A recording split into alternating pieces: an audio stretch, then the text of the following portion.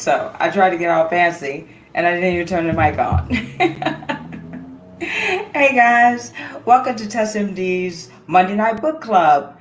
And for those of you who are visiting for the first time, every single Monday night we visit we visit this channel. I was going to say my channel. I hate the word my, me, because it's not about me, it's about we, right?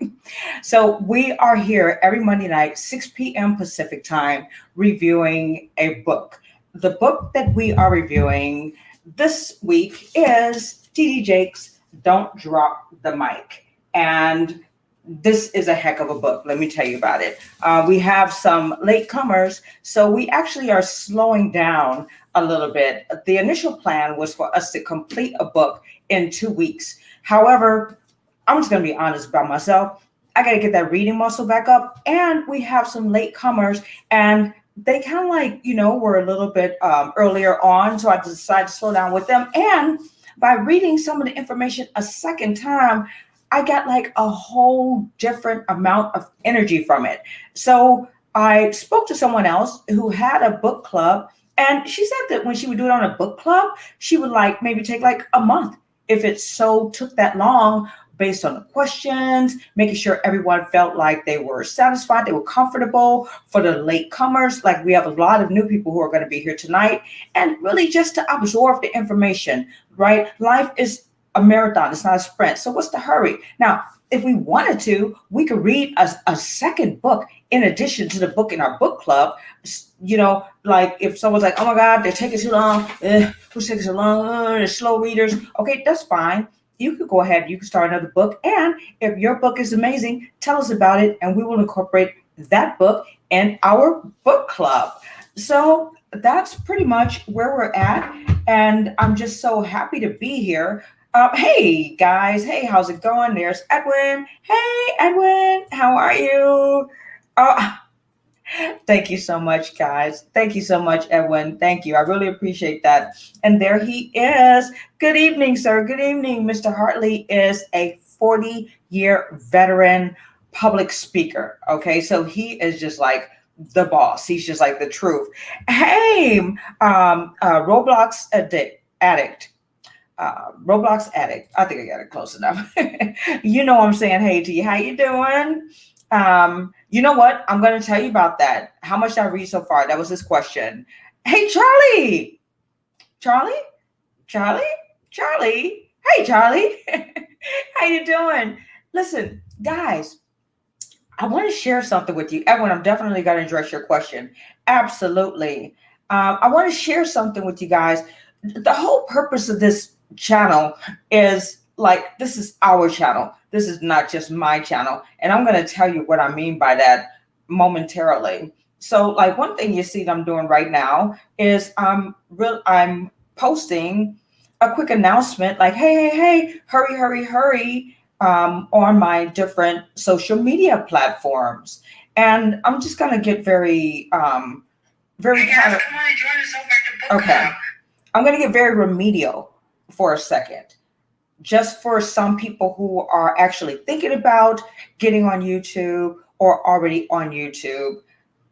If you are already on YouTube, I have so much respect for you. You are amazing. You really, really, really did make this look a whole lot easier than it is. And for someone who is not yet on YouTube but contemplating, but they're like, well, I want to get the right lights, I want to get the music right, I want to make sure I get the right camera.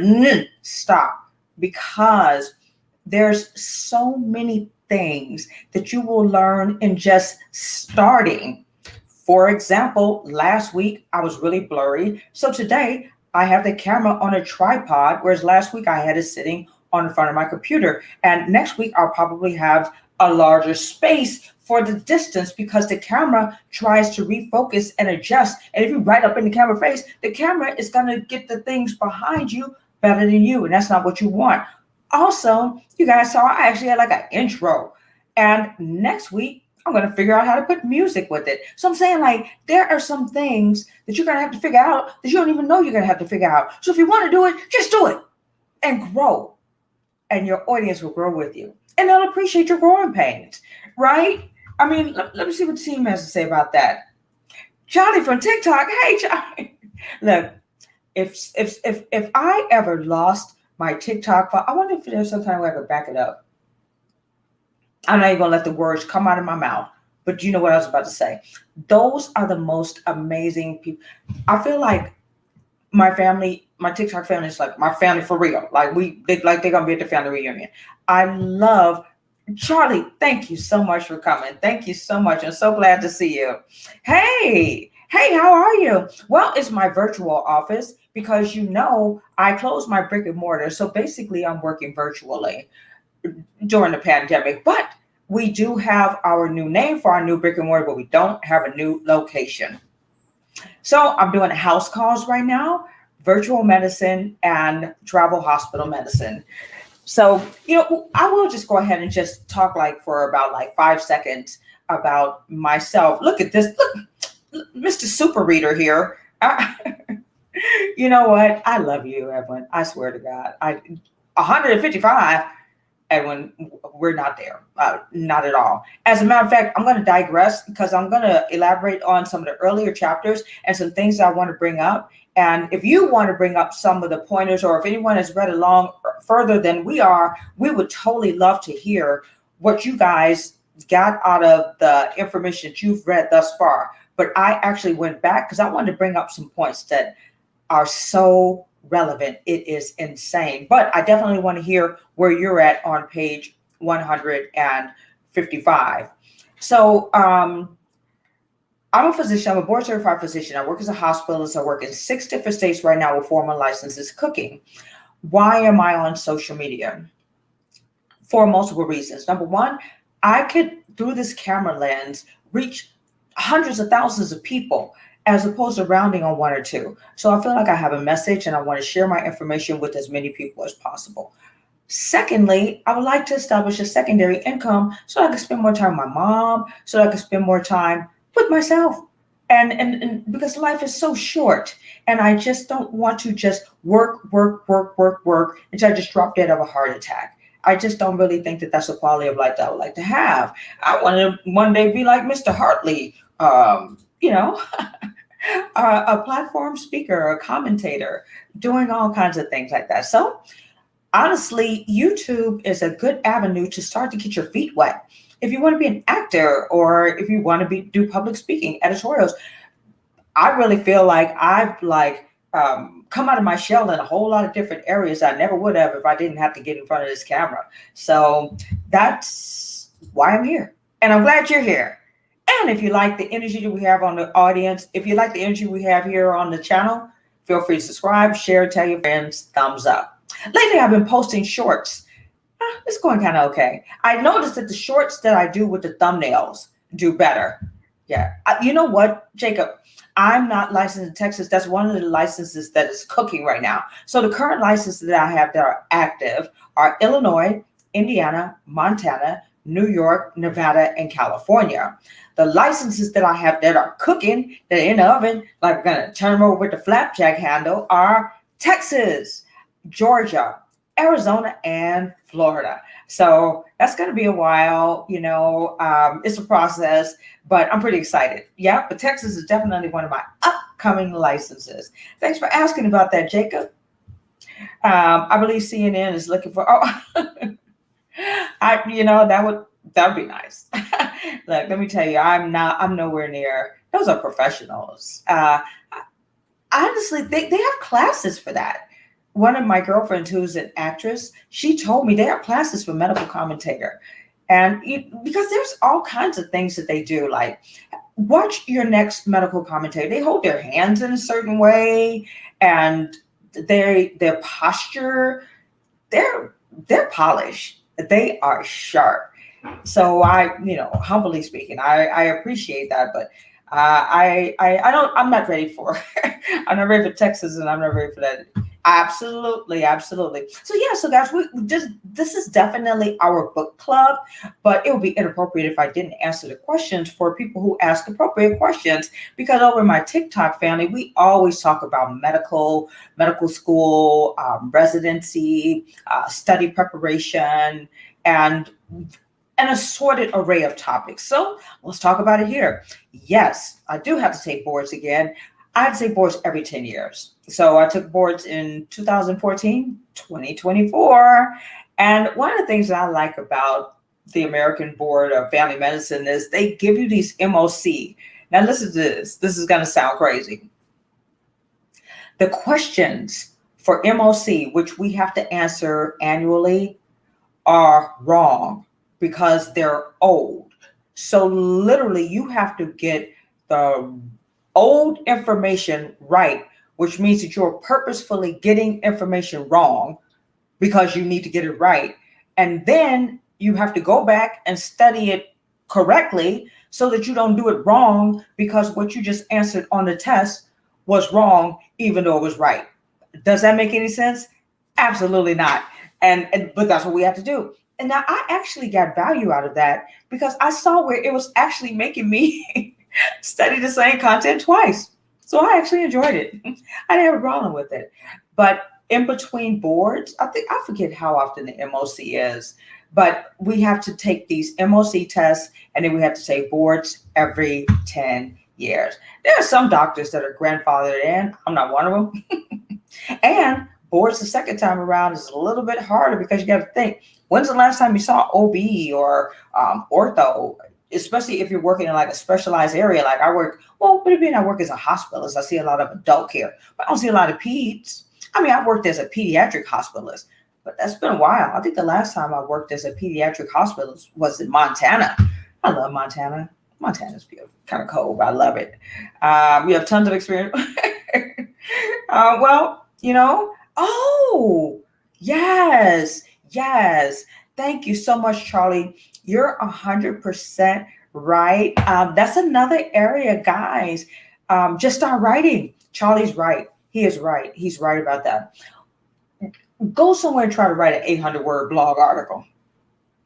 You'll be like, is that there? Is that there? Is that a comma or something?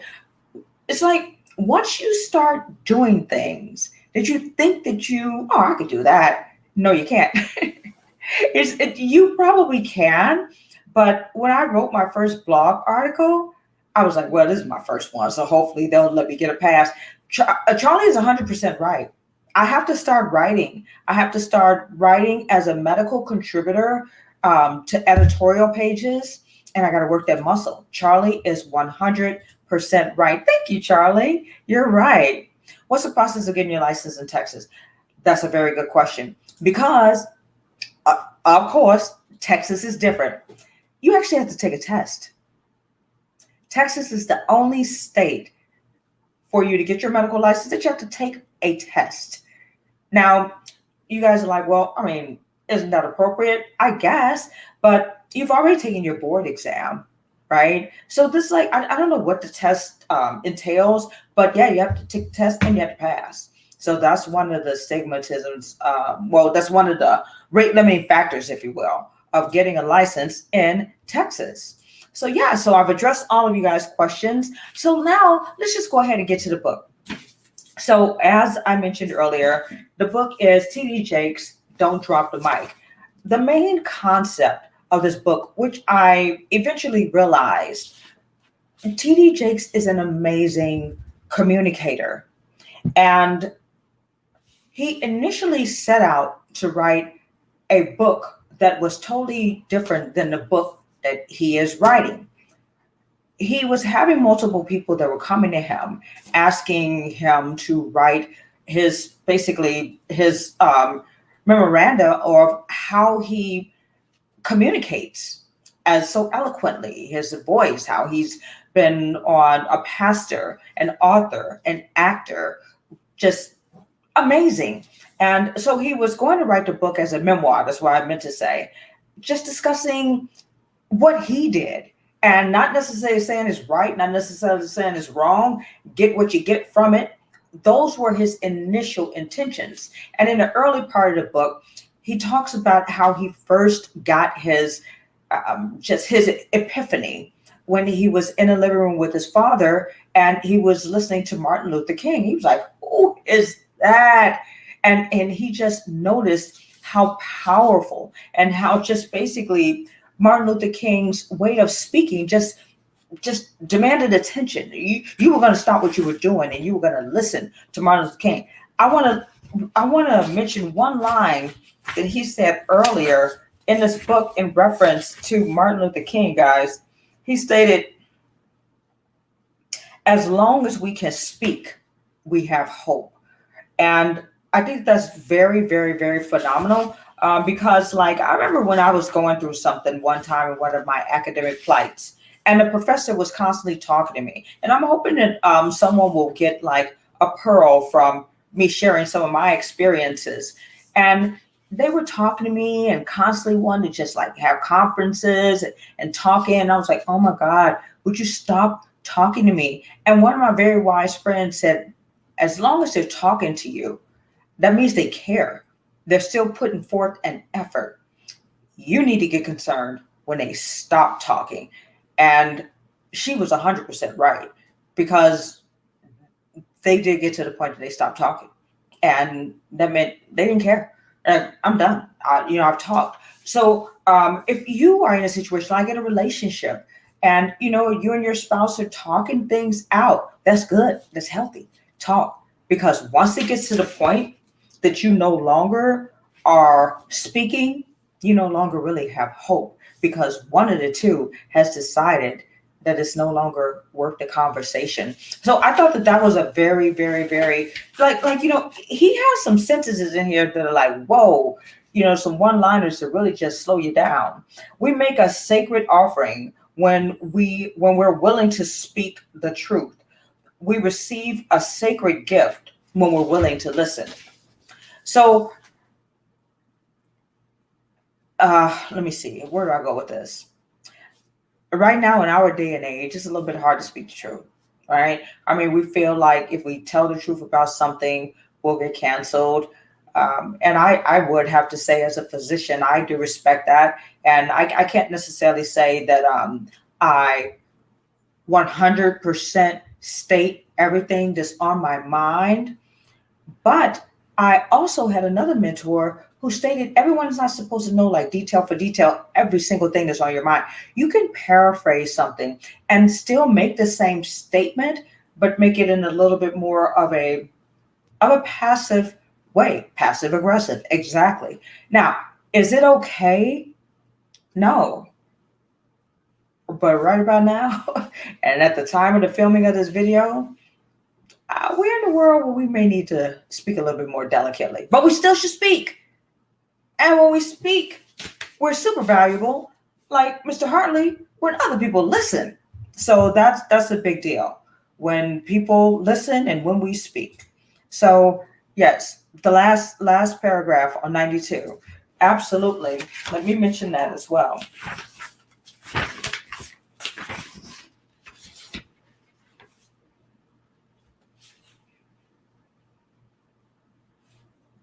So in Proverbs 18:21, T.D. Jakes mentions the tongue has the power over life and death. Just mentioning some things that I just thought were just phenomenal. Enhance our respect for the art of speaking. Edwin, do you remember the part where T.D. Jakes stated that we need to communicate more by speaking as opposed to picking something up, our fists, a gun, a violent object. And this is a big deal. So I just, there were just so many things I just wish that I could just like go and stand in Times Square somewhere and just open my book and, sorry guys. Just go stand in the middle of people throwing axes from their cars and say, hey, hold on. And they probably throw something at me. But I mean, like, this book is just so awesome. I guess like my one thing that kind of like brings a tear to my eye and makes me sad is some of the people who really need to hear this probably aren't even going to read it. I don't know, Edwin, maybe we could get them to get the audio version. All right, we are going to the last paragraph, guys. Edwin wants us to discuss right now. Let me bring it back up. The last paragraph on page 92. When our machines start to do all the talking, And when you open up a can of worms with this one, when our machine starts to do all the talking, who is becoming more human and who is becoming more robotically synthesized? I must admit that my smartphone is so smart that sometimes it offers me my next word while I'm thinking about it. For someone of my generation, this is like a scene from Invasion of the Body Snatchers. In order to utilize technology for better communication, we must first focus on what we have to say and how we want to say it. You are so awesome to point this line out. There was actually I think it was today, I saw it briefly on YouTube where they actually were talking about transhumanism and how the lines are beginning to get a little bit blurry. And you're 100% right, Edwin. You're 100% right. So I actually lost all the contacts in my phone because I had to get a new Apple ID. And when you lost the contacts in your phone, you if you haven't backed your phone up, which they eventually showed me how to, get it from having my phone backed up. The only person whose number I knew by heart was my mother. I couldn't call anyone. My girlfriend is just like leaving the state tomorrow or yesterday. And I went in and I typed her name and her number didn't come up. And I couldn't call her because my phone was smarter than me. And then my phone decided to erase his memory. So that's such an awesome section for you to bring up, Edwin. Thank you so much for bringing that up. Love the pearl reference, parable from the Bible. Oh, absolutely. Thank you so much, Jacob. Thank you. Yeah, one of the things, he does that often throughout this book. And you know what I like so much about that? You guys tell me what you think. I think that that's so awesome because he confirms, look, I may be an author, I may be a public speaker, but I'm a pastor. And I don't know if that was like, his thought, but like it's like Ephesians, he quotes so many awesome scriptures, and I appreciate that. So thank you so much for noticing that, Jacob. Oh, I think I missed you. Speaking is more powerful than any form of violence. Absolutely, absolutely. He was very idolized by Martin Luther King, the way that Martin Luther King just basically marched in silence and respect. He was like mentioning, like, if you speak in a certain manner, who is that? I mean, we've seen a few powerful leaders in situations that they spoke and it was so phenomenal. It made people just drop their weapons and listen. And you're right. You're right. And also, Edwin, what about the way that he talked about how, oh, this is a good one, guys. Guys, what do you think about this one? When he was talking about there's absolutely no kind of way that you could communicate your message through a text or an email. Because he says speech is in the tonation and in the body movement, like the hand movement and the gestures. And if you can't see the gestures and the hand movements, and if you can't hear the fluctuation of the voice, you have no idea what that message was trying to convey.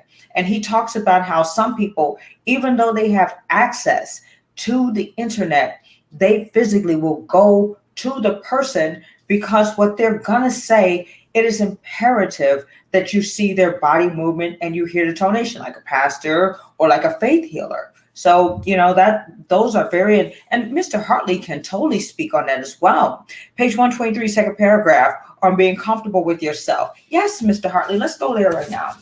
Okay, I'll leave that up so that everyone can know what page we're going to. 123, second paragraph, on being comfortable with yourself. All right. If you want your audience to be comfortable with you, you have to be comfortable with you. I figured you point that out, Mr. Hartley, because I'm sure you're very comfortable. Don't try to be who you think they want to, don't try to be who you think they want at the expense of who you are. Of course, there's definitely a time and a place to acclimate to local cultural customs and expectations, certainly regarding etiquette and respect towards your host and listeners. But most of the time, they're interested in who you are. Use your opportunities to speak or preach as moments to be as authentic as appropriate to the occasion. Excellent, excellent. Thank you so much. Thank you so much. Thank you so much. And you know who I think is like really awesome, and an awesome example of this? Beyonce. I mean, have you guys ever heard her like speak in her normal tone when she's not singing? She's just like, look, she's not trying to be like, oh, she's just like, look, hey, you know, I told Jay, I was like, look, and I think that's so awesome because, you know, you would think that in her situation, she would be trying to be something that she's not. And that's why I love you guys so much because, you know, you guys make me feel comfortable.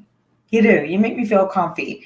And, I really want to thank you so much. Thank you so much. I feel comfortable just growing in this space, and we're going to be together for a long, long, long, long, long, long, long, long time, right? You guys are going to continue to follow me and like and hit the subscribe button and all that. So let's just grow together, guys. Let's look back on this, and be like, man, Dr. Tess, I remember when you were horrible, and I'd be like, yeah. And I just want to be comfortable, and I appreciate your reassurance that being comfortable is the right thing to do. Do you think dating apps such as Luxy is replacing real communication? Well, another sidebar, let's talk about it. Dating apps have been around for a long, long, long time. Let me see. I think like Match.com, going back in the day when we were open, no mask, and we were communicating. And answering your question directly, this particular dating app, you meet people. I had 2 video dates. So you meet people like early on, and you talk to people on the phone. As a matter of fact, like once the energy connects, they want to get beyond all the texting. Because it's just like almost like texting somebody.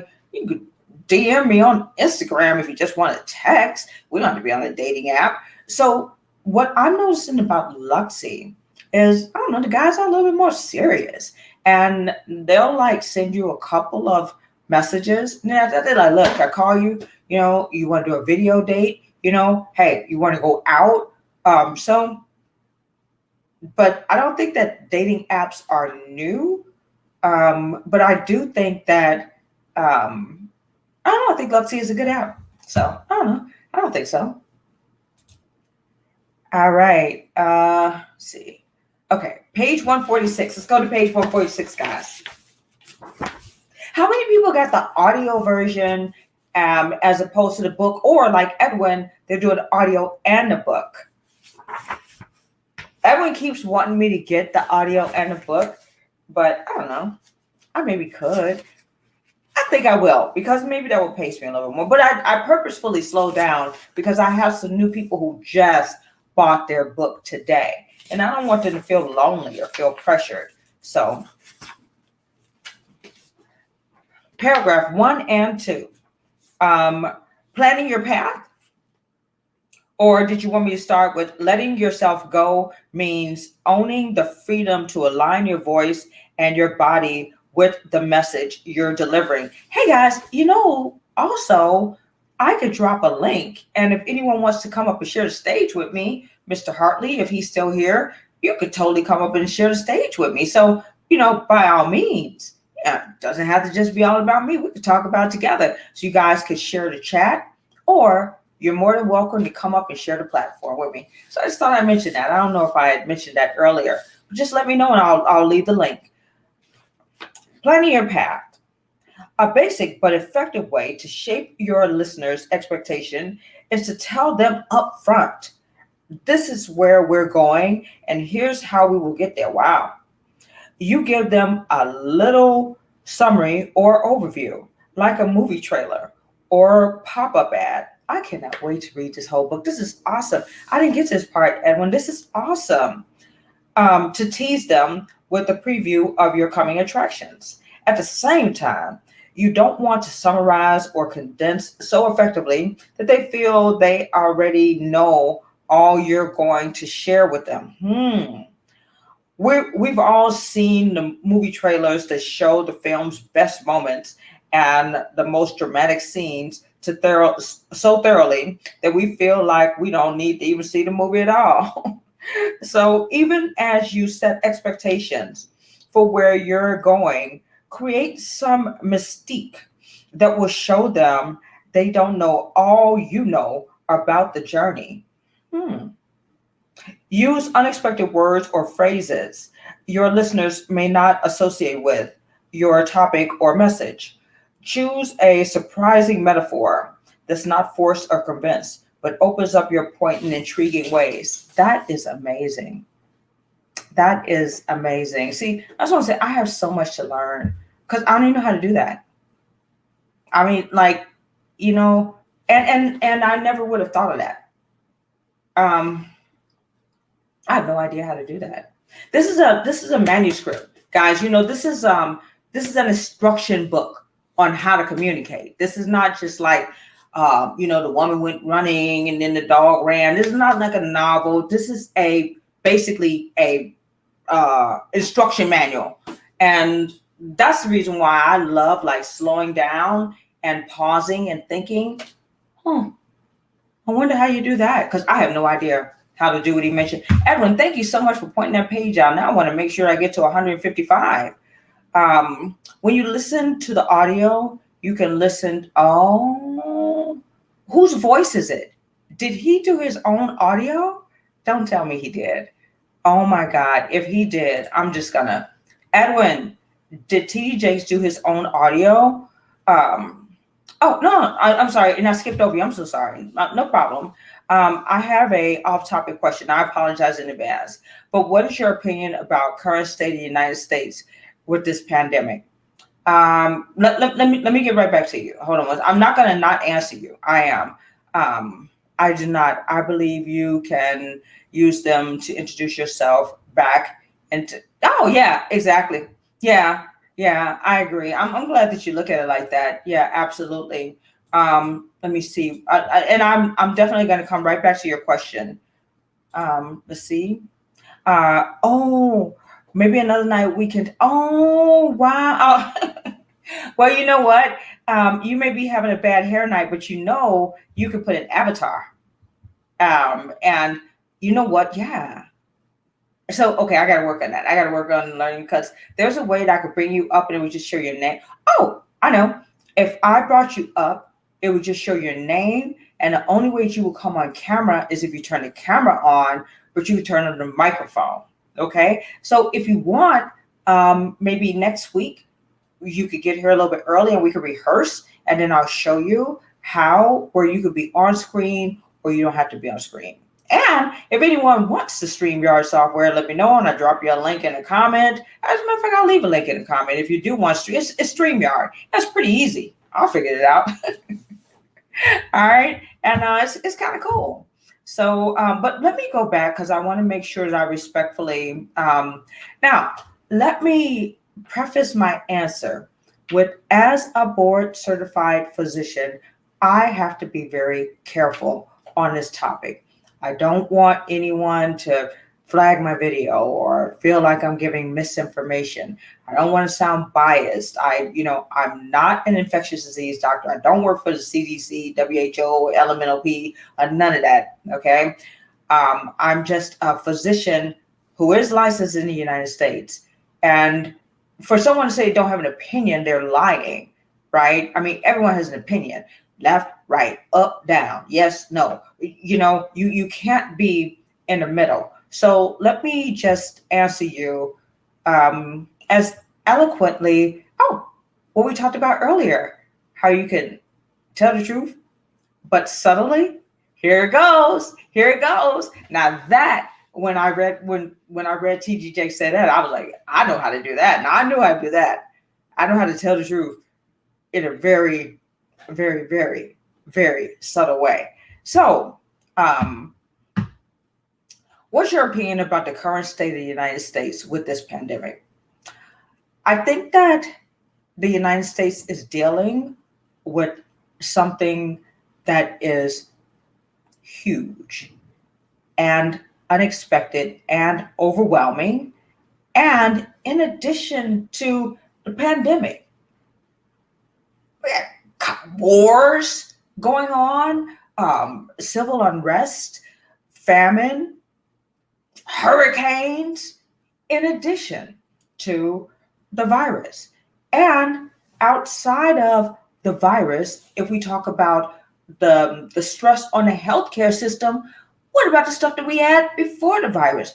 Whatever happened to the opioid pandemic? I mean, the opioid crisis, or the chronic medical conditions and diabetes. Remember that?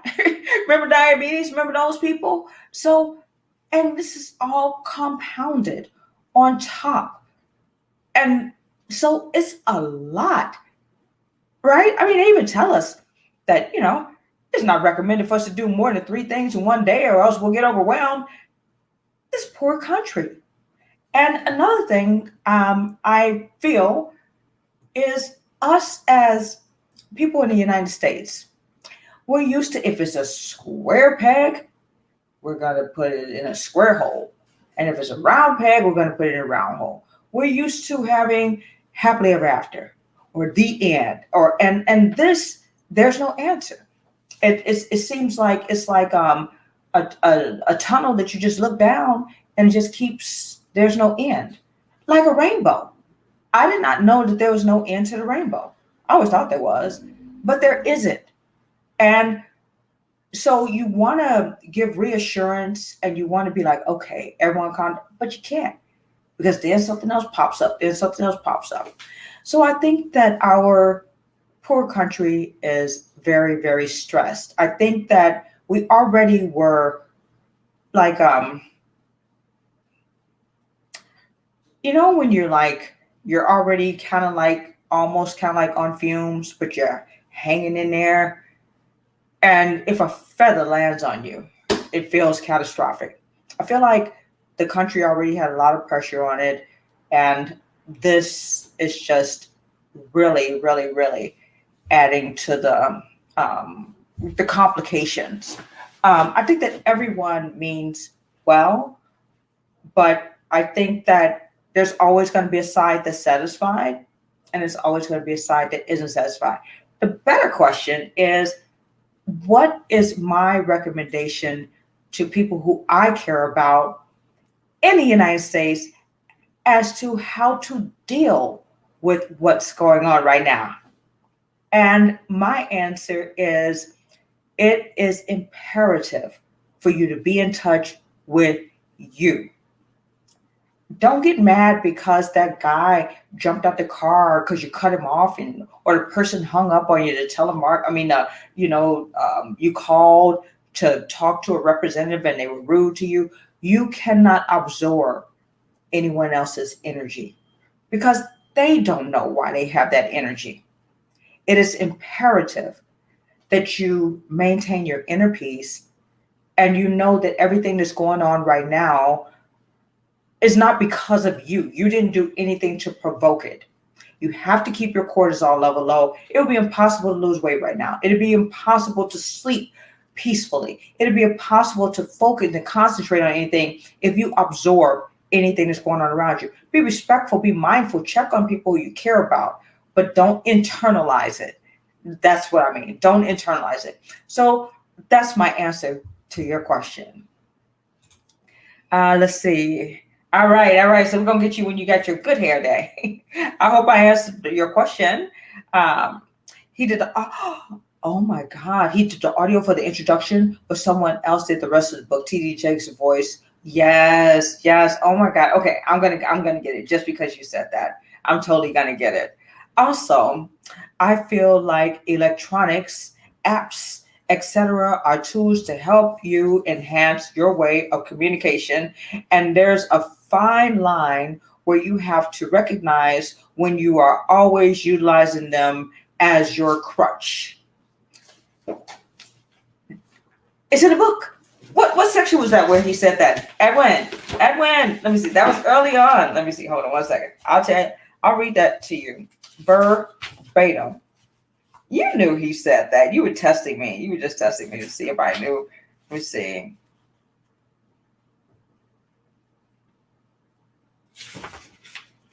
Uh, where did he say that? He said those words verbatim. I thought I circled it. Um,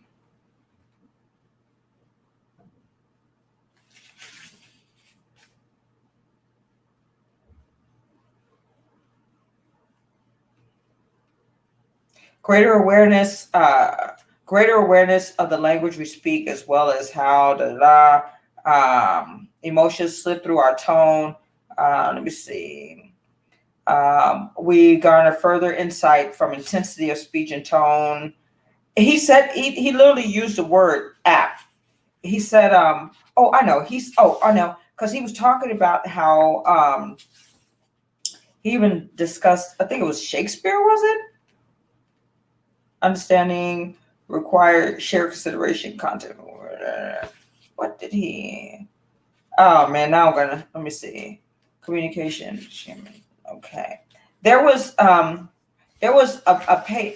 section where he literally said, okay, well, I'll find it. And but just basically, wait, I think it was in the preface. No. Anyway, there's a section where he literally said that apps, if it wasn't for apps, he wouldn't be able to speak as well as he does.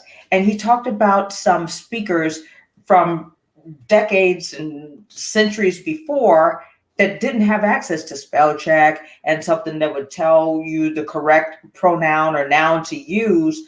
But we have to know when to put the app down and when to just take it from there. What you stated exactly. He definitely mentioned that in the book. Absolutely 100. So let me ask you something, Jacob. So based on that statement, like, where would you take that? Like, do you think that people are inappropriate to do talks with teleprompters? Or like, where is it that you think that the line is drawn in the sand where technology is helpful when it comes to speaking and communicating, and it starts to become harmful? I think that's what we all need to be able to recognize. And I'm sure Mr. Hartley, when he joins us next week, see, I just put the pressure on you. He's going to be our expert next week. But I'm quite sure Mr. Hartley will be able to tell us like where he feels that he uses technology and when he no longer uses. So Mr. Hartley actually crossed many generations of speaking.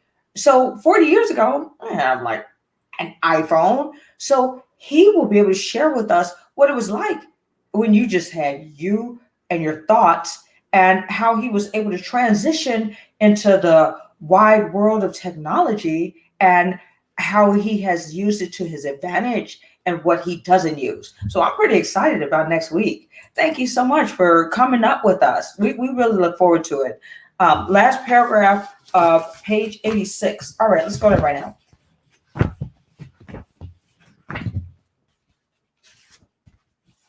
All right. You are the messenger for the message you're delivering, not your computer. Not your computer. Not your computer, your phone, the tablet, or the laptop is your tool, not your crutch. No, your phone, tablet, and laptop is your tool, not your crutch. Thanks, Edwin. Your understudy or your surrogate. Your audience wants to hear what you have to say, relevant to the occasion, context, circumstances that have brought you together.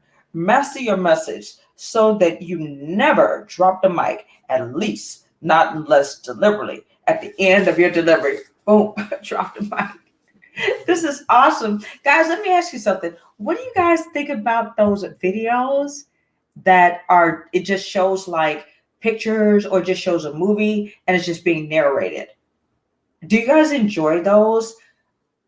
I don't as much, because it feels like something is pre-recorded or whatever and it's playing and they're sitting in the back and they're reading. I like the old school YouTube videos where the person is there and they're talking to you.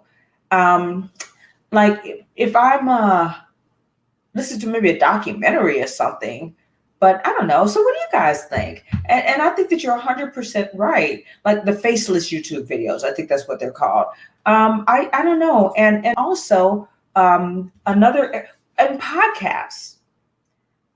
Do you like just the podcast with just the voice, or do you like the podcast that has like the video and the voice? Like, share your thoughts. Let me know what you guys think about that, because like if it's a podcast and if it's just a voice, is that kind of like allowing the technology to be your crutch? Because you could be like in your jammies or whatever, right? But I think that the added pressure of having to prepare and get in front of the camera is necessary. I mean, you can tell if a person's lying, you can tell a person's level of sincerity, you can tell if a person really cares, you can tell a person's level of preparation. So I don't know. I think that getting in front of the camera, Mr. Hartley, would you share on that? I think that getting in front of the camera so that you can have your tonation and your gestures is mandatory for communication. Edwin, did you see where TD Jakes mentioned if he compared the difference between being off camera versus being on camera, and if your message was stronger? Tell me if you saw anything like that. So, um, now, here, check this out. Edwin, back page 244. I just kind of like flipped. I haven't read to page 244, but there's stone cold silence. No one who's ever walked the earth used used the pregnant pause more effectively than Jesus when he was placed in the middle of some Jewish religious leaders who had caught a woman in adultery. Oh, okay. He's talking about Mary. Okay. No, yeah. While Jesus always communicated in ways that captivated those around him, in this instance, he was deliberately placed in a moral and legal trap by the Pharisees and other religious leaders, threatened by his refusal to conform to their system and expectations. These legalists despise Christ's message of grace in light of their own uh, strict conformity to the law. Consequently, they frequently tried to paint him in the corner as they do here. Jesus returned to the Mount of Olives, but early the next morning he was back again at the temple. So you know what? This is teach, they said, Jesus. This woman was caught in the act of adultery. Oh, I remember this one. Okay, you guys remember this part in the Bible? The law of Moses says that she should be stoned. Right. You guys know where we're going with this? Okay, what do you say? And they were trying to trap him. Like, yeah. So, according to Moses, we should stone him. Jesus, so what you gonna do? So they were trying to trap him, right? And so then we can read on with that one. So, well, let me read this paragraph right here, because this kind of like is pretty awesome. When the accusers, oh, wait a minute. They were trying to trap him into saying something they could use against him. That ever happened to you? Happened to me.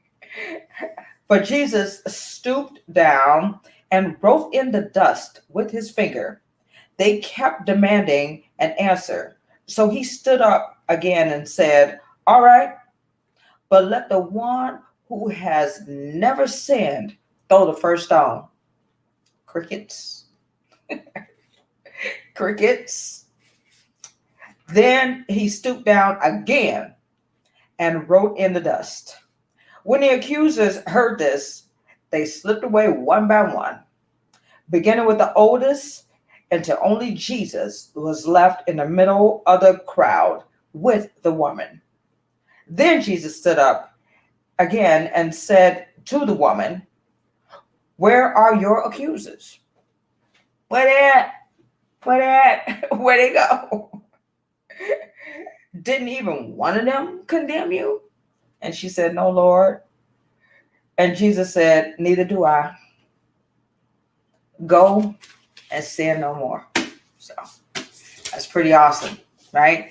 So basically, with just one sentence, he cleared the room. The power of communication, speech, and posture. Now, do you think that he could have sent that by text message and the accusers would have ran? They wouldn't have read it. They would have been too busy stoning her, right? So, man, that's definitely one true example of Jesus practicing something that TD Jakes is telling us that we all need to practice. So, man, this is it's a good book. I'm telling you. So if you want to get a copy of the book, just click the link in the bio and I will have it down in the description box. And like I said, we'll slow down a little bit. But this is week 2. So we'll maybe like is this August? Yeah, it's August. So everyone, maybe we'll just do like a new book like once a month. You know what I mean? So like wherever we are at the end of August, we'll stop, and then September 1st, we'll start a new book, and then we'll read that one through. And that doesn't mean that we have to like only read one book, right? I mean, I read more than just this book. I read this book. I read my NASM certification information.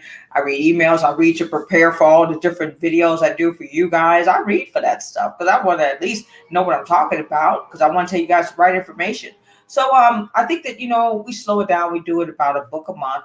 And like you stated, Edwin, I think that it probably would be a good idea to get the audio because it could kind of like pace you, or it can at least make you stay focused because you have 2 different stimulations. You're being stimulated through your cochlear system and through your visual system. So, I think that's a great idea. And I think I'm going to do that as well. I'll also have a link in the description box for the audiobook. And with the link that I put down there, you'll be able to get your first audiobook for free. So that was pretty awesome. So I guess we should probably go ahead and adjourn now. And I guess to make it like a little bit juicy for next week, I'll leave with a question. If you had to do what TD Jakes stated, if you had to speak, but you didn't really want to give away, your whole plan, but you wanted to captivate the audience, I have no idea what he is talking about or how to do it. Maybe during the course of this week, we could research that. And if you know how to do it, leave it in the comment and share with us all. I'm quite sure we're having some amazing speakers to watch these videos. Your input would be greatly appreciated. And just like I invited Mr. Hartley to join us, anyone who is a speaker or wants to join our book club or just wants to be a part of the family, you are more than welcome to join us. I'll drop the link in the bio. We share the screen. I can have up to 10 people on the screen. We could be up on the screen like this, crowded, like sardines. I don't even care. And that's about it. So thank you so much to my co-host, as usual. I would love to hear any story where you recognized child abuse and reported it. Oh, you know what? I would love I would love to read.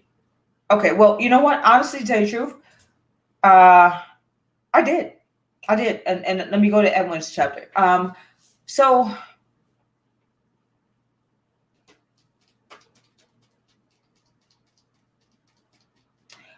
the reason why I feel comfortable discussing it is because it wasn't an intentional abuse. It was a sad situation.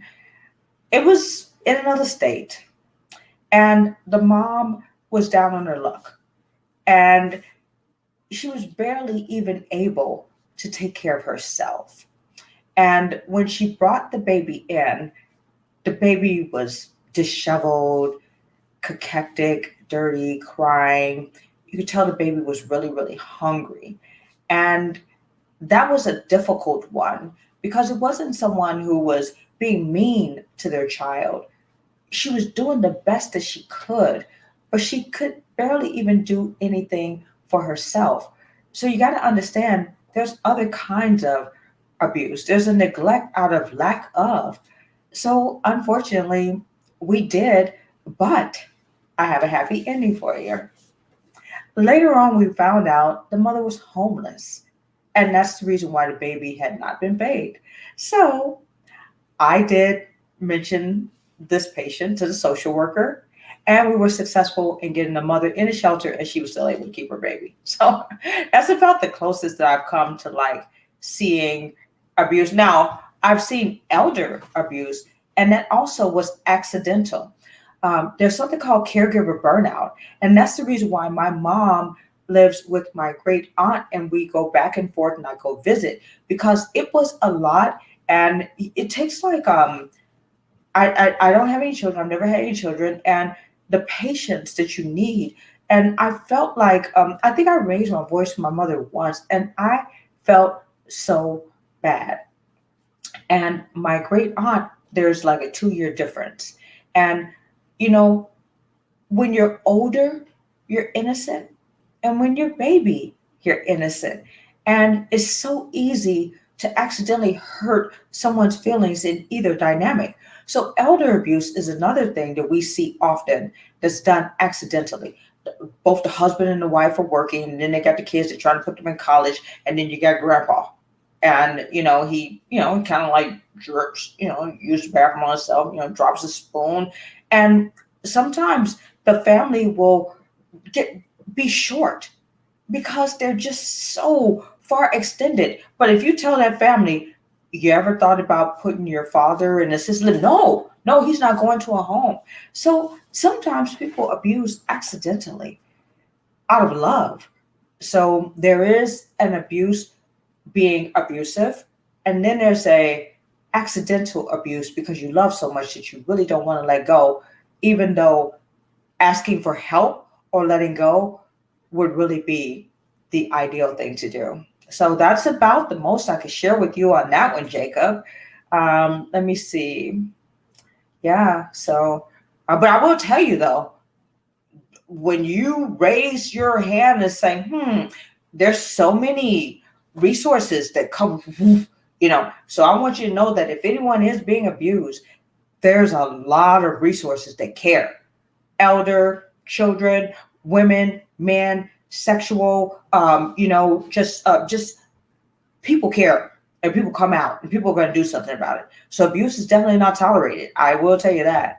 I have seen no level of tolerance for abuse. Just curious, were you in the alpha man, aka no? Uh, no. I wasn't in sorority. I wasn't in sorority. I was okay. All right, Ewan. All right, you're gonna reveal how big of a nerd I was.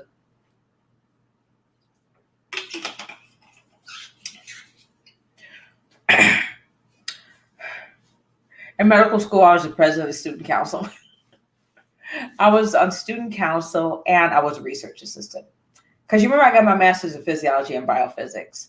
So basically, so I would get to school at like 6 in the morning, and my classes would be intertwined. So I would go to like a medical school class, then a physiology class, physiology, medical physiology, then I would go to the lab. And so I just ended up being like a research assistant and president of student council.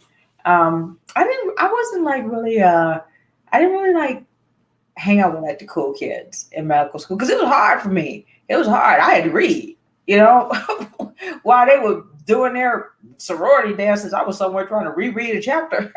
So now school was hard for me. And then also I had a thesis I had to defend for my master's.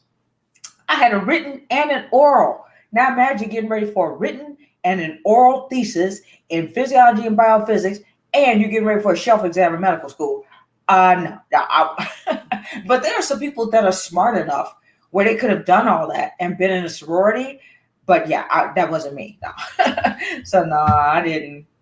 But I worked out every day. I had exercise equipment. My mother, I had a 3-bedroom house down by medical school, and I had a room where I had like a suspended television. I had a treadmill, elliptical, weights, pull-up bar, in a bedroom in my house. So I worked out, studied, and was the president of student council. Toot toot. That'd be me. I'm proud of it. Oh, thank you so much, Jacob. Thank you. Thank you. Absolutely. Could you have attended medical school and maybe, so I was in the Air Force. Yes, I could have. Let me tell you a story with that. I could have. But can I tell you why I didn't? So, any branch of the armed forces of the United States Armed Forces, you can go to school at the end. Okay. But check this out. Before you get accepted to medical school, or while you're in medical school, when you get the money, you have to sign a contract. The contract commits to, I think it was like for every 1 year they pay for, you have to do 2 years of active duty. So let's say medical school is 4 years. That's 8 years. 8 years. So you saying, right before you start medical school, that you are absolutely 100% positive that you want to do 8 years in the military. And dig this, you don't know where you're going to go. So it's not like I'm going to go to a base in Hawaii, or so you don't know where you're going to go. And I think you know you're going to be an officer, but I don't know if you specifically know your assignment. So you're signing a contract prematurely for an 8-year commitment that you don't know where you're going to go or what you're going to do when you get there. What if you meet a guy or a girl? What if you don't want to go? Right? What if things are going on in the world when it's time for you to go? That you like, I kind of like really kind of like wouldn't like now. You just graduated medical school. Yay! You happy? Like, okay, good, congratulations. Okay, now you finna go to Afghanistan. Now I respect being noble and wanting to serve your country, but there were a few people who were like, yeah, no. And if you change your mind, the amount that you owe the military is more than you would have owed if you just hadn't got the student loans. Now, I will tell you this right here. After I graduated, I still stayed in. But I was more so like, instead of me using my crystal ball and saying, I know beyond a reasonable doubt. Now, there's some people that like, they're military brats. Everyone in their family's been in the military. Or they don't care. No, even if they meet a girl, they're gonna take that girl with them and go, and they don't care. I'm just all about serving. But I was a little bit of an older student, and I was like, when I get out, I would like to make my own choices. Now, I still decided to stay in the Air National Guard after I graduated, absolutely, and loved it. So I was at the 128th. Air Force Base in Cudahy, Wisconsin, in medical school. And when I graduated and when I matched in general surgery at Cedars, I transferred to Mark Air Force Base in California. So even though I was no longer with that base, I stayed with it. And I continued to fly even when I was doing my rotations. But it did get a little bit, because like you have to fly. I was a flight surgeon. So you have to fly a certain number of hours per quarter.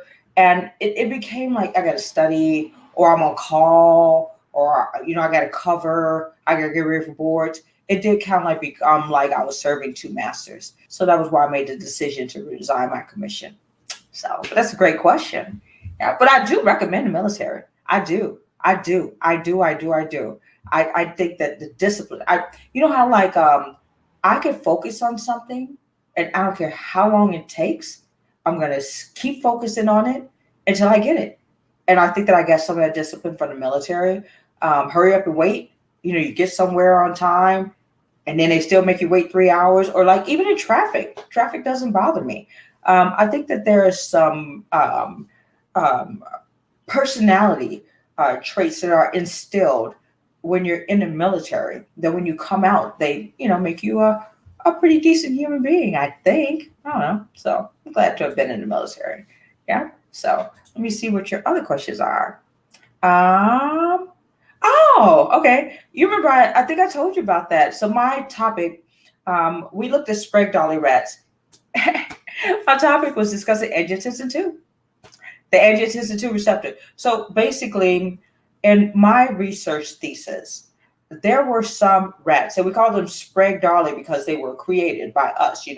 We put in a purposeful genetic mutation in these particular rats. So out of the group A and group B, group A could eat a pile of salt this high and never get hypertension. Group B could eat a grain of salt and have blood pressure through the roof. Why was that? And we are all familiar with the angiotensin 1 pathway. That's the ACE inhibitors, lisinopril, that's the foundation of those blood pressure medication. Angiotensin, um, angiotensin converting enzyme 1. So it blocks the angiotensin 1 receptor, which allows your blood pressure to no longer be elevated. But what we found out is there's another pathway, angiotensin 2. And if a person is triggered with the angiotensin 2 pathway, they would not have elevated blood pressure no matter how much salt they took in. So it was pretty cool. And it's a lot of a lot of catalysts and a lot of cascades going on. But listen to this. Check this out, guys.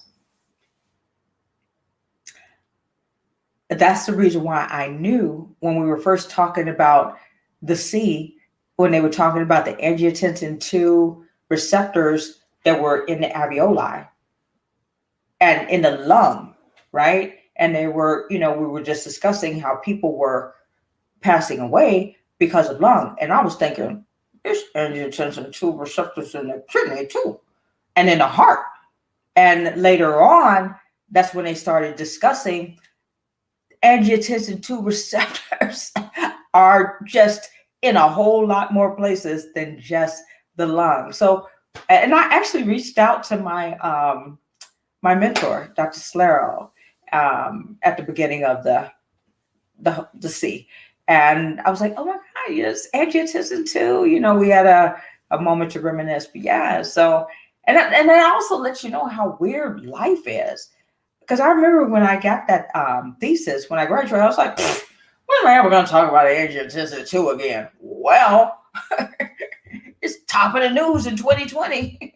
So thank you so much for asking about that, Edwin. You always allow me to go down memory lane. You're a sweetheart.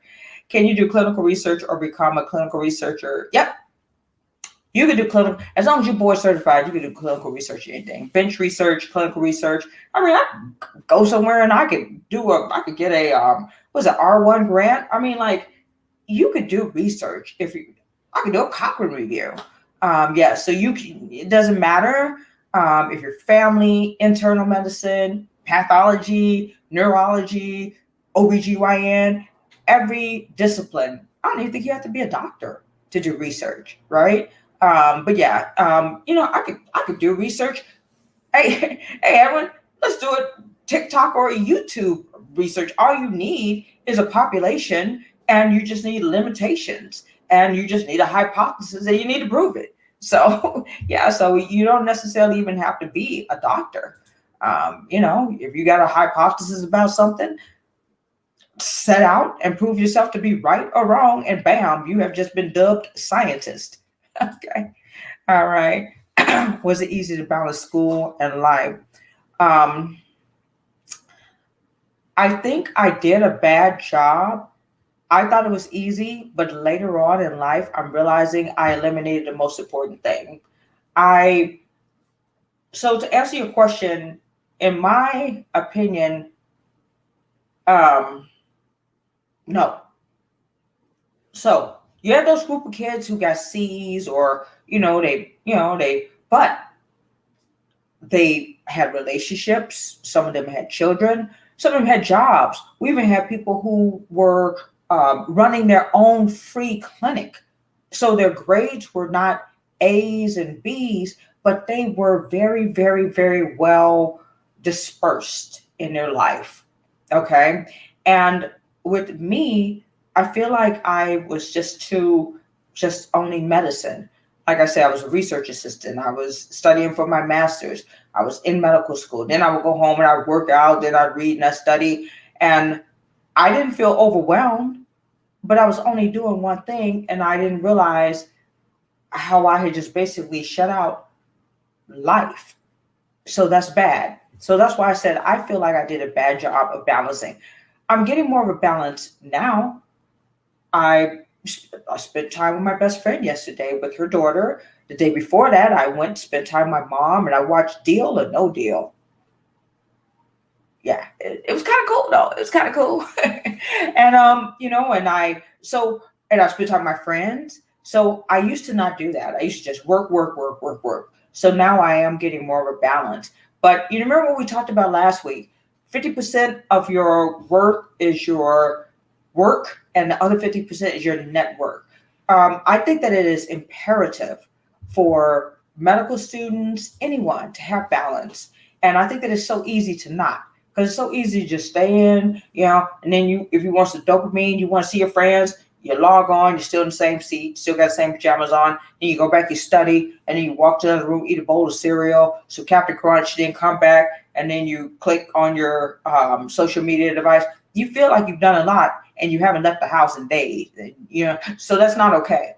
So I think that we do need to get out more social circles, leave the house probably equivalent to the amount of times you stay in the house.